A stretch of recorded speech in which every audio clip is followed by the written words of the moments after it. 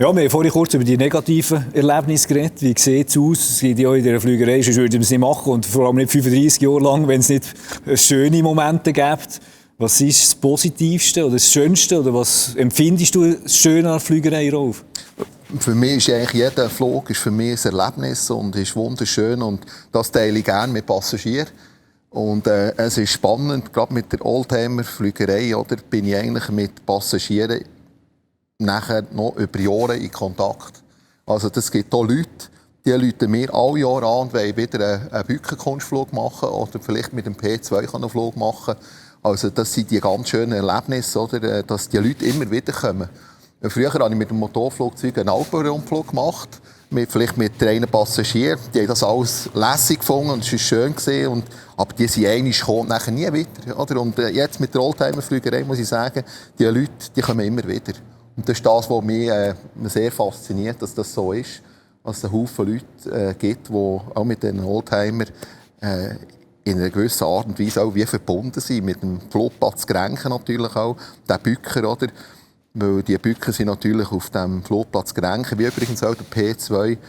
Das ist für viele ältere Leute auch ein Begriff, oder? Also der Fahrer früher hat die Wartung gemacht von der Pilatus P2 und die Flugschule und früher die Swissair und auch das Militär, die haben hier auch Schulungen gemacht mit den Bückern. Darum sind die Bücker und eben auch der P2 hier ein Begriff. Also für mich eigentlich jeder Flug ein Erlebnis mit den Passagieren. Teile ich es am liebsten. Darum fliege ich eigentlich auch nicht einsätzige Flugzeuge mehr. Meistens habe ich jemanden dabei. Silvio, bei dir? Ja, also ich denke, es geht das Gleiche in. Also sicher das Erlebnis, das du hast mit den Passagieren, wenn du mit Passagieren fliegst, oder? Es sind auch viele, die regelmäßig wiederkommen oder auch, wenn du es später wieder irgendwo siehst, wo das immer wieder, das ist immer das, was wieder anfängt mit mir reden, wenn ich es wieder irgendwo gesehen ist. Ja. Der Flug, den wir dann mal gemacht haben miteinander zum Matterhorn. Und ja, und für uns ist es noch cool, wir können dort oben landen, oder? Auf diesen Gletscher oben. Und ja, wenn du dann vor dem Matterhorn auf 4000 Meter oben landen, ein Apero servieren und nachher fliegst du ins Jungfraujoch rüber, gehst dort zum Mittagessen und dann kommst du wieder zurück auf Grenken und unten hast du wieder 30 Grad, oder? Ja. Das ist ein spezielles Erlebnis für die Leute und auch für mich, oder? Was dann etwa schon heisst, ja, du hast schon einen schönen Beruf, muss man sagen, ja, stimmt, ja. Nein, und es sind auch Erlebnisse, ich bin in Kalifornien eine Zeit lang geflogen, wo du musst sagen, ja, du sitzt jetzt hier einfach in dem Heli rein, du bist als Fluglehrer, habe ich dort gearbeitet und hast einen Flugschüler und hast es ja nicht immer mit allen gleich gut, oder? Mal eine Situation gehabt, einen Flugschüler, weißt, wo ich nicht so, ja, hast einfach menschlich nicht so, oder? Ja, definitiv passt. Ja. Ja. Und dann sind wir da, ist gerade Sonnenuntergang, wir sind da an der Küste angeflogen in Kalifornien, und dann müssen wir sagen, weißt du was? Ist doch gleich. Also, weißt, es ist so schön jetzt da und ich komme noch Geld über dafür sogar. Oder so. Das sind schon die Situationen, ja. Und was ich schon auch habe, ist, glaube auf jedem Flug, den ich habe, ist einfach das Land von oben zu sehen. Je nachdem, einmal ist stahlblau, einmal hast du Wolken, einmal schiffen es dort hinten, dort ist schön. So.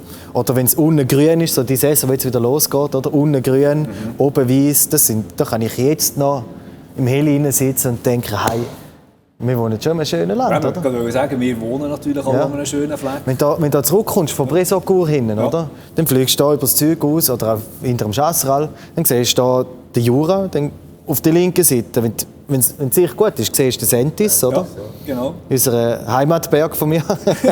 Ja, und dann siehst du die ganzen Zentralschweizer Alpen, dann siehst du Berner Oberländer, nachher geht es weiter mit Walliser Alpen, bis nachher dort hinten der Mont Blanc. Genau. Und dann ist du siehst komplett alles, oder? Und noch 3 Seen siehst du auch noch. Ja, 3 Seen siehst du auch. Ja. Und wenn du das den Leuten sagst manchmal, oder, die glauben das gar nicht. Oder? Und das ist schon etwas, was mir sehr gefällt an der Fliegerei.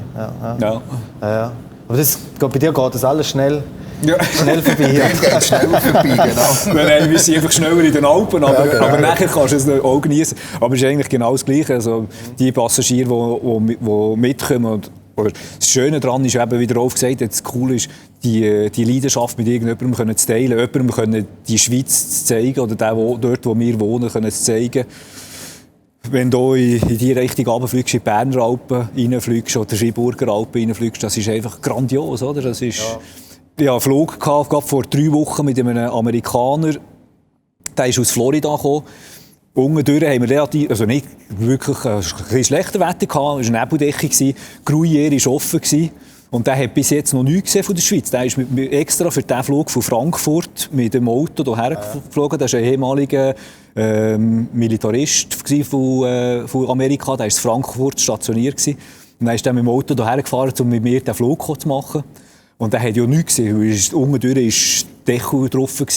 Und dann sind wir eben bis auf Gruyère, dort war offen, dort sind wir durch die Nebeldecke durch. Das ist etwas Lach. Und dann hat er dort hier gemögt in diesem Flüger. Und das ist wirklich, wo wir sind rausgekommen, die Sonne geschonnen, linke Seite, weisse Berge. Und der hat durchgedreht dort hier. Das war wirklich geil. Ja.